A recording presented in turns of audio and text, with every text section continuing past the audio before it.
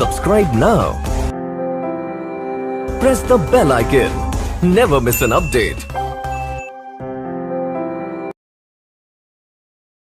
नमस्कार दोस्तों, आपके अपने YouTube चैनल एटलस स्टडी पे आप सभी का बहुत बहुत स्वागत है। आप लोग घर पे होंगे तो बहुत सुरक्षित होंगे और आपकी की क्लासें रेगुलर आपको मिल पा रही हैं। तो अपन जीके पढ़ रहे थे राजस्थान का, और राजस्थान के जीके में अपन ने स्टार्ट कर दिया था कछवा वंश या आमेर का इतिहास। और आमेर के इतिहास में सबसे पहले अपन ने एक शासक पढ़ा जिसका नाम था तेजकर्ण। सबसे पहला शासक अपने पढ़ा तेजकर्ण। तेजकर्ण कछवा वंश का क्या था? संस्थापक।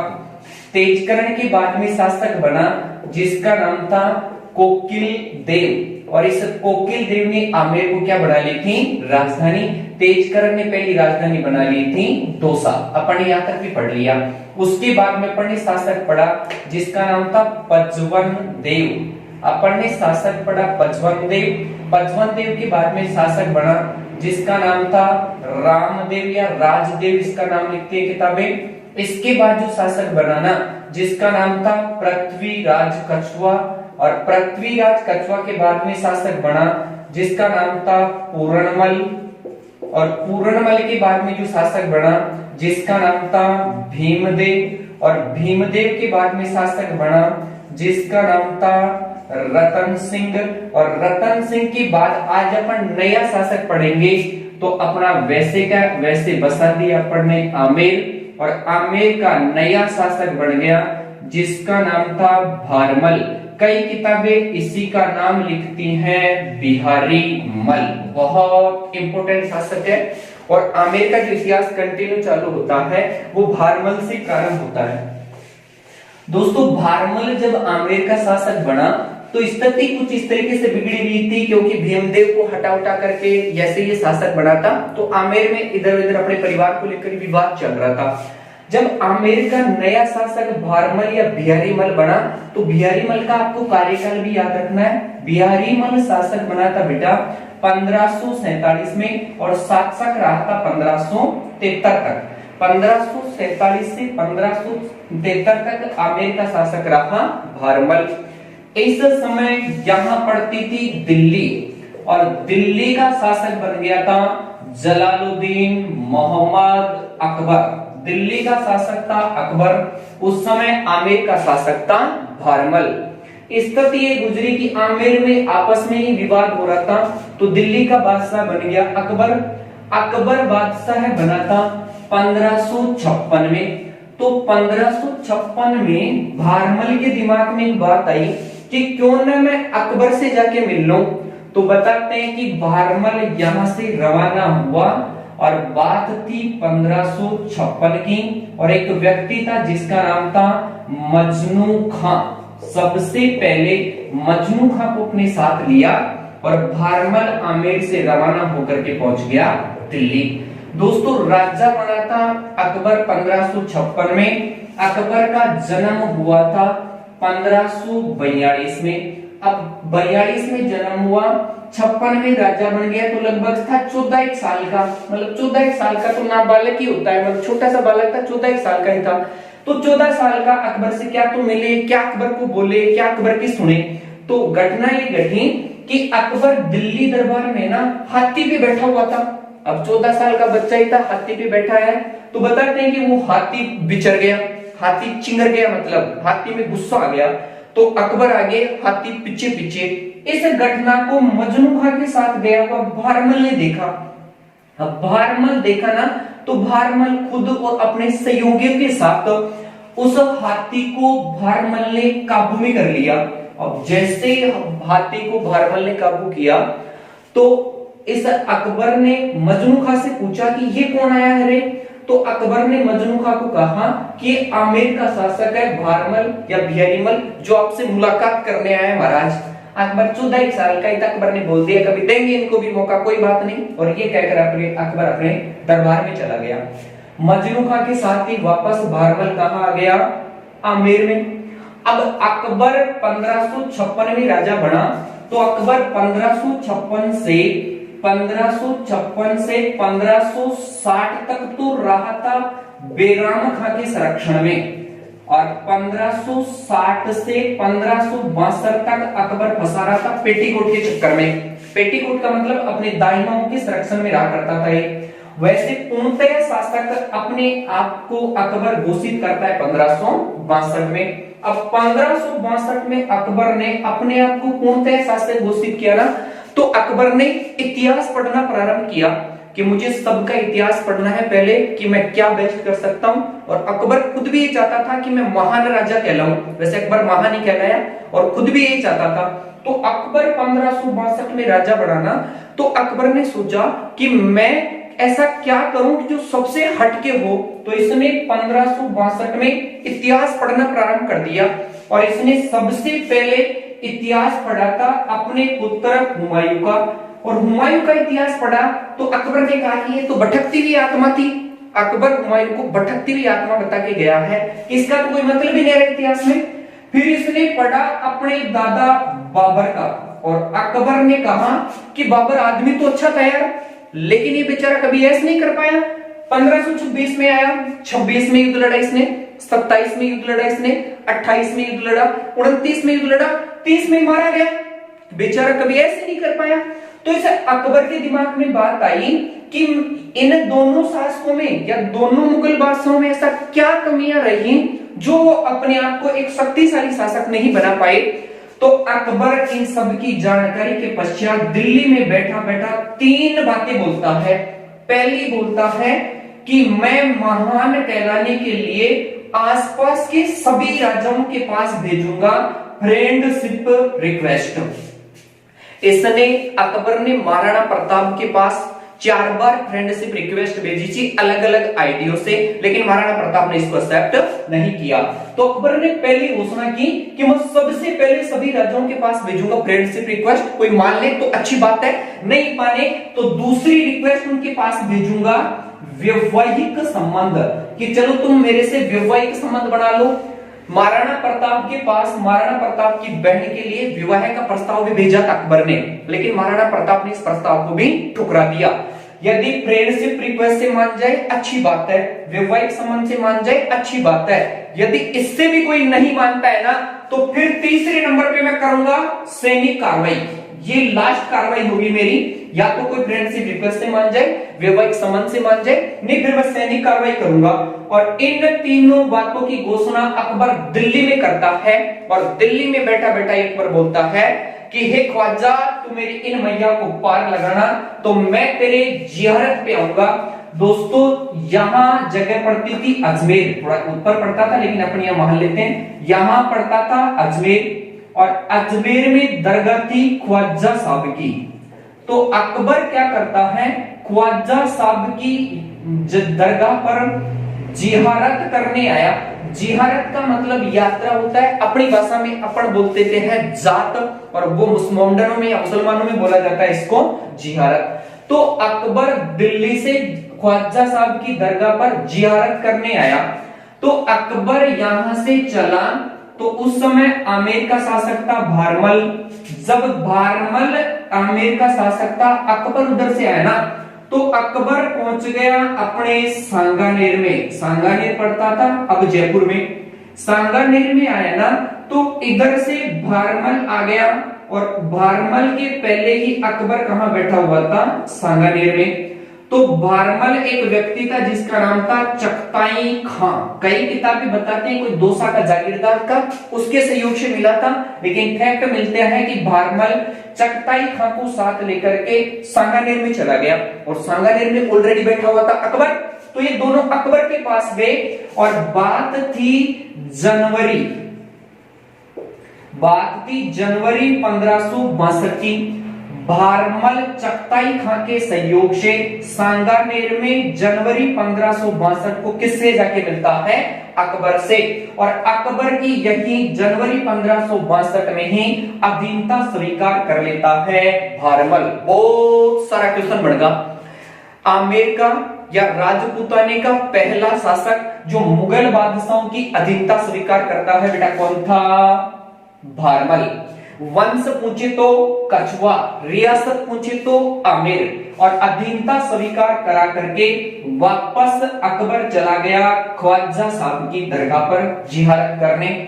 यहां से अकबर वापस आया तो बात थी फरवरी 1562 की, और फरवरी 1562 को सांबर झील के किनारे अकबर बैठा हुआ था और भारमल अपनी पुत्री, जिसका किताबें कई लिखती है नाम जोधाबाई, कई इतिहासकार इसी का नाम बताते हैं हरकाबाई, बताते कि भारमल अपनी पुत्री जोधाबाई या हरकाबाई को लेकर चला गया सांबर झील के किनारे, और ले जा करके सांबर झील के किनारे ही फरवरी 1562 में अपनी पुत्री का विवाह किसके साथ कर देता है? अकबर के साथ। बहुत गजब क्वेश्चन बन गया। राजपूताने का पहला शासक जो मुगलों के साथ वैवाहिक संबंध बनाता है कौन था? भारमल। रियासत पूछ लिया आपको तो कौन सी थी? आमेर। वंश पूछ ले तो कौन सा था? कछवा वंश। स्थिति ऐसे गुजरी कि अकबर इस जोधाबाई से विवाह करके दिल्ली में ले गया, और दिल्ली में अकबर व जोधाबाई के दोनों के एक पुत्र का जन्म होता है जिसका नाम था सलीम, और यही सलीम प्रसिद्ध हुआ है जहांगीर के नाम से। अनारकली सलीम की गली छोड़ छाड़ के किधर चली? ये वही सलीम है जो जहांगीर के नाम से क्या हुआ है? प्रसिद्ध। चलो, वैवाहिक संबंध बना लिए।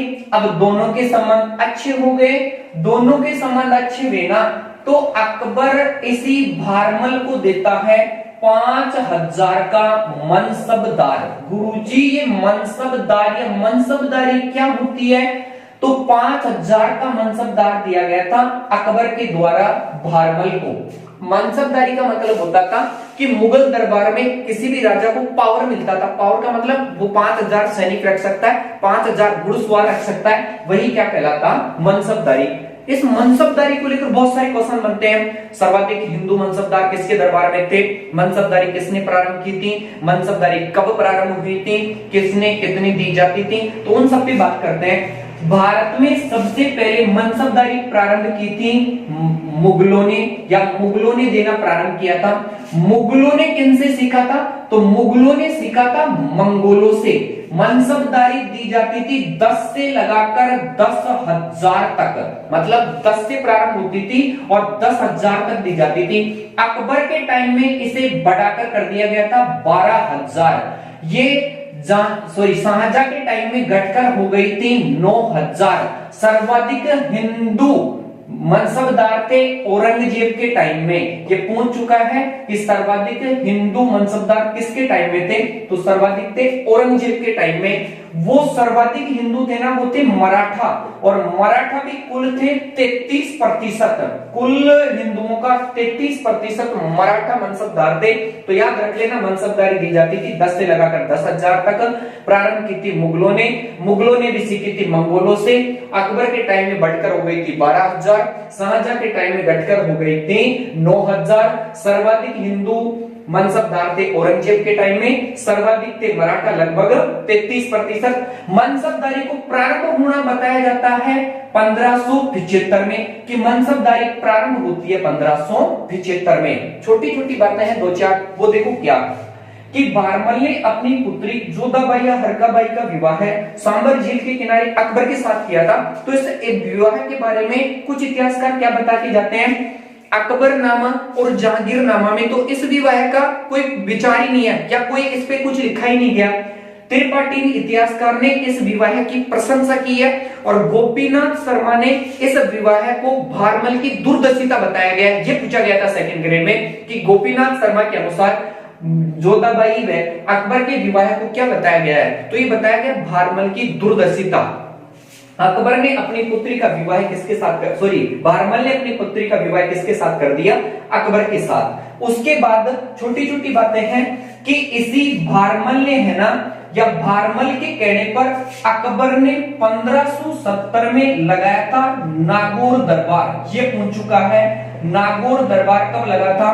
1570 में। जो किसने लगाया था? अकबर ने। किसके कहने पर? भारमल के कहने पर। अकबर ने दरबार का मतलब ये था कि आसपास के सभी शासक आए और आकर के मेरी अधीनता स्वीकार करें, और अधीनता स्वीकार करवाने के लिए कौन सा दरबार लगाया गया था? नागौर दरबार। पता नहीं, एक बार एक क्वेश्चन पूछा गया था कि नागौर दरबार किसके दिमाग की उपज थी, ये पूछा गया था। तो नागौर दरबार किस दरबार मतलब नागौर दरबार किसके दिमाग की उपज थी? तो ये थी भारमल की, क्योंकि अकबर को तो पता ही नहीं था कि नागौर दरबार या दरबार कैसे लगता है, तो भारमल ने बताया था अकबर को, और भारमल के कहने पर ही अकबर ने 1570 में लगाया था कौन सा दरबार? नागौर दरबार। इसी भारमल ने बनाई थी आमेर में जामा मस्जिद, ये पूछ चुका है भाई। जामा मस्जिद किसने बनाई थी? अकबर भारमल ने। और इसी भारमल ने आमेर के पास एक लवाण नामक बसाया था कस्बा, और 1573 में भारमल की क्या हो जाती है? मृत्यु। जैसे ही भारमल की मृत्यु हुई, उस समय भारमल के पुत्र थे 10, और सबसे बड़ा पुत्र था जिसका नाम था भगवान दास, या कई किताबें इसी का नाम लिख देती हैं भगवंत दास। कई किताबें इसी का नाम लिखती हैं भगवान दास, या कई किताबें इसी का नाम लिखती हैं भगवंत दास। तो आमेर का नया शासक बनता है जिसका नाम था भगवंत दास। भारमल के बाद आमेर का नया शासक बन गया जिसका नाम था भगवंत दास, या किताबें इसी को लिखती हैं भगवान दास। एक जहांगीरनामा जो जहांगीर के द्वारा लिखा गया ना, उस जहांगीरनामा में इस भगवंत दास का नाम बग्गू दास मिलता है। तो ऐसा देख लेना, भगवान दास से इसी का नाम मिलता है बग्गू दास। चलो, अपनी वही जगह पड़ती है आमेर, और आमेर का नया शासक बन गया जिसका नाम था भगवान दास, या किताबें इसी का नाम लिख देती हैं भगवंत दास। जहांगीरनामा में इसका नाम अपन को मिलता है भग्गू दास। उस समय भी दिल्ली का शासक वही बना हुआ था जिसका नाम था अकबर। दिल्ली का शासक अकबर था, तो आमेर का शासक भगवंत दास या भगवान दास बन गया। ये भगवान दास है ना, 1562 में ही अकबर की सेवा में चला गया था, वही रह रहा था। 1562 में भगवान दास राजकुमार ही था, शासक नहीं बना था, तो आप इसको बोल सकते हैं कंवर भगवान दास। 1562 में दिल्ली में अकबर की सेवा में चला गया।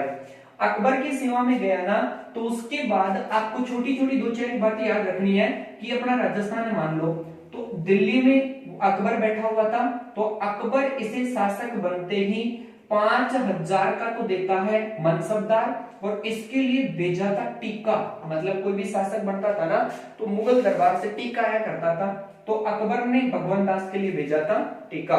अकबर भगवान दास को बोला करता था बांका राजा, ये पूछा गया है बांका राजा या बांका बहादुर। अकबर किसको बोला करता था? तो भगवंत दास को बोला करता था बांका राजा या बांका बहादुर।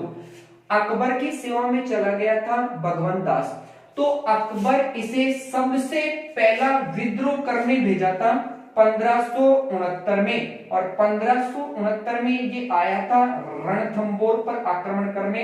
इस समय रणथंबोर का शासक था सुरजनहाड़ा, और ये सुरजनहाड़ा को भगवंत दास हराता है, और हरा करके अकबर की अधीनता स्वीकार कराता है।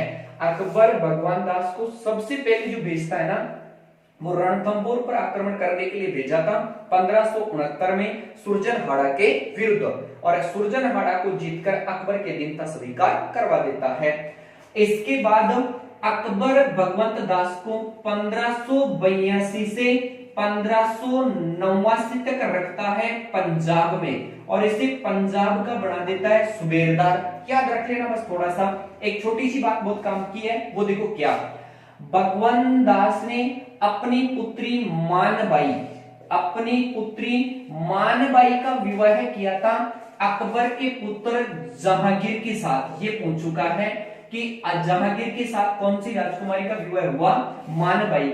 मानबाई का विवाह कर दिया था भगवान दास ने। तो बहुत अच्छा क्वेश्चन बन गया कि आमेर रियासत या कछवा वंश का दूसरा शासक जो मुगलों के साथ वैवाहिक संबंध बनाता है, तो ये कौन था? भगवान दास या भगवान दास, जिसने अपनी पुत्री मानबाई का विवाह किसके साथ कर दिया था?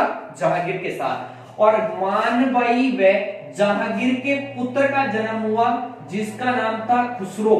इन दोनों के जो पुत्र हुआ था जिसका नाम क्या था, खुसरो। छोटी सी घटना है कि इस खुसरो ने है ना 1606 में अपने पिता जहांगीर के विरुद्ध दिल्ली में विद्रोह कर दिया।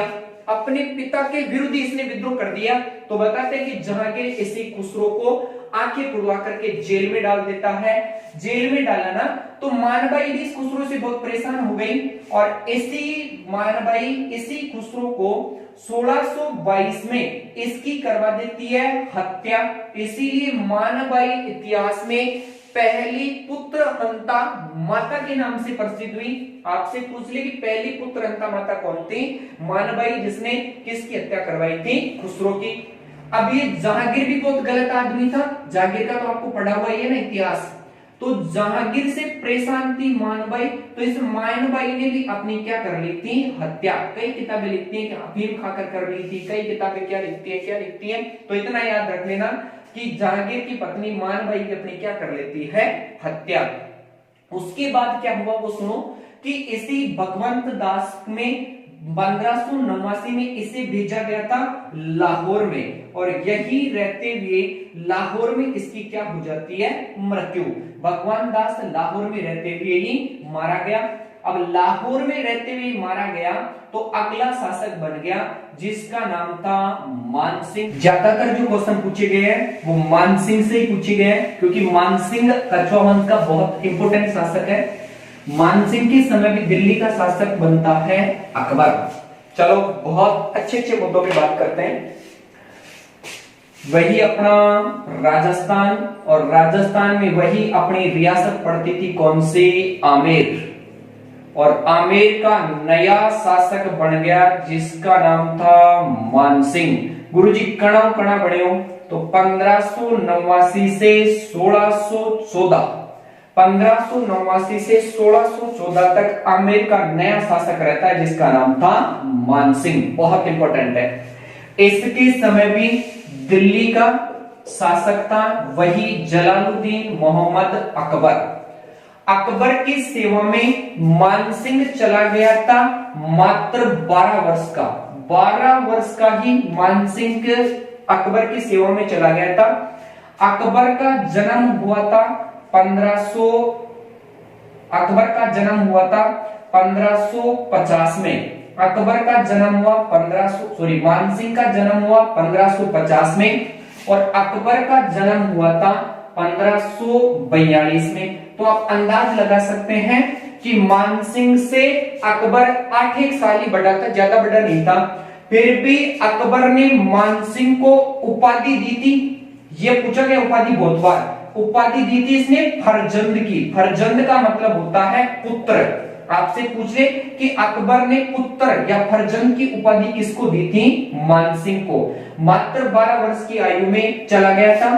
1562 में है ना मानसिंह अकबर की सेवा में चला गया था। वही रहा करता था दिल्ली दरबार में और अकबर का बहुत बड़ा विश्वास पात्र बन गया था मानसिंह।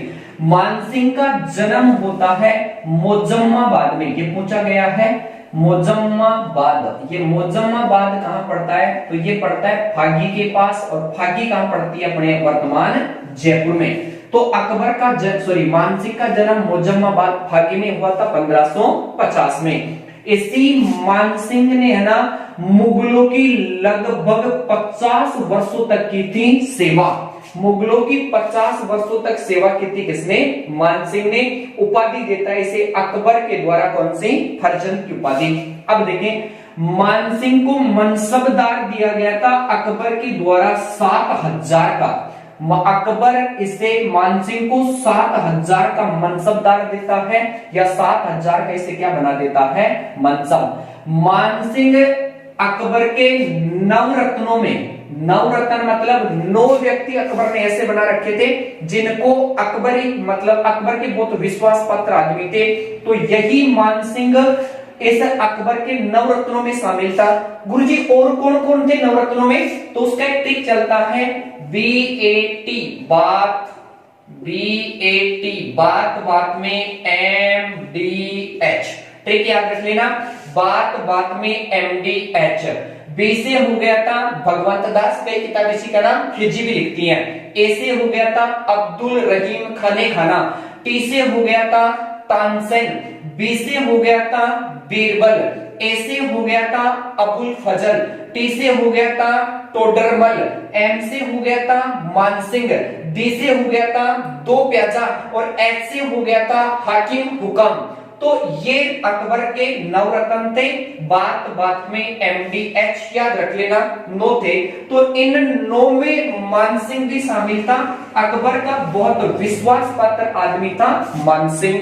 इसे 7000 का क्या दिया जाता है, मनसबदार। सिंह को सबसे पहले भेजा था रणथंबोर अभियान पर। गुरुजी कब भेजा था, तो ये आया था 1569 में। और 1569 में जब आया था ना, तो ये भगवंत दास के साथ ही आया था। भगवंत दास और मानसिंह दोनों साथ साथ ही आए थे। और रणथंबोर को जीत लेते हैं ना, तो अकबर की मानसिंह पर और भी विश्वास पात्रता बढ़ जाती है। अब मानसिंह ने अकबर का जैसे ही विश्वास पात्र बना मानसिंह, तो इसको अगला अभियान या दूसरा अभियान जो भेजता है ना, वो भेजता है गुजरात पर। गुजरात पर अभियान पर आया था 1572 में। ये बहुत बार पूछ लिया कि अकबर ने गुजरात विजय कब की थी, तो गुजरात अभी विजय की थी 1572 में, जो मानसिंह के सहयोग से की गई थी। दूसरा अभियान भेजा इसका गुजरात पर। तीसरा अभियान जो इसका भेजा गया था ना, वो भेजा गया था डूंगरपुर पर। जो तीसरा अभियान भेजा इसका, वो भेजा डूंगरपुर पर। डूंगरपुर पर भेजा गया था 1573 में। शासक था जिसका नाम था आसकरण सिसोदिया। और आसकरण सिसोदिया को मानसिंह पराजित करता है और उसे भी अकबर की अधीनता स्वीकार करा देता है। चौथा अभियान जो अकबर मानसिंह के सहयोग से भेजता है, तो वो भेजा गया था मेवाड़ में। और इस समय मेवाड़ का शासक था महाराणा प्रताप। 1573 में महाराणा प्रताप, 1572 में महाराणा प्रताप को समझाने आता है मानसिंह अकबर की तरफ से। तो दोनों की, या प्रस्ताव लेकर के आया, तो दोनों की मुलाकात हुई और मानसिंह के प्रस्ताव को महाराणा प्रताप ने ठुकरा दिया। और महाराणा प्रताप ने कहा कि मिला वक्त तो तेरी जुल्फे सुलझाऊंगा, क्योंकि अभी तो लगा हूं मैं वक्त को सुलझाने में। अरे वक्त ही कितना लगता है तेरी जुल्फे सुलझाने में, लेकिन जिंदगी गुजर जाती है वक्त को सुलझाने में। और ये मानते हुए महाराणा प्रताप ने इसी मानसिंह के प्रस्ताव को ठुकरा दिया। और मानसिंह के प्रस्ताव को ठुकराया तो मानसिंह सीधा किसके पास चला गया, अकबर के पास। और अकबर को जाके बोलता है, यदि महाराज मेवाड़ पे आक्रमण किया जाए तो उसका मौका दिया जाए मुझे। और इसी घटना को हम कहते हैं मुगल दरबार में मानसिंह की सेवा का काल नंबर 2, जिसपे अपन बात करने वाले हैं नेक्स्ट क्लास में। बहुत इंपॉर्टेंट है। Subscribe now. Press the bell icon. Never miss an update.